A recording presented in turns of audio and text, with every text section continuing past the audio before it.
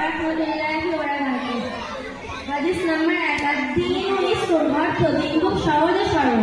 হাদিস নাম্বার 2, মিফতাহুল জান্নাতিস সালাত, অর্থ বেহেশতের চাবি নামাজ। হাদিস নাম্বার 3, মান গাশানা ফালাইসা মিন্না, অর্থ যে আমাদের ধোঁকা দেয়, প্রতারণা করে, সে মুসলমানদের অন্তর্ভুক্ত নয়। হাদিস নাম্বার 4, আসসালামু ক্বাবলাল কালাম, অর্থ কথাবার্তা বলার পূর্বে সালাম করো।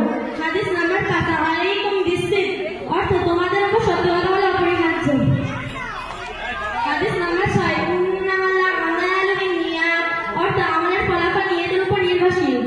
হাদিস নাম্বার 7, আত-তুহুরু শাতরুল ঈমান, অর্থ পবিত্রতা ঈমানের অর্ধেক। হাদিস নাম্বার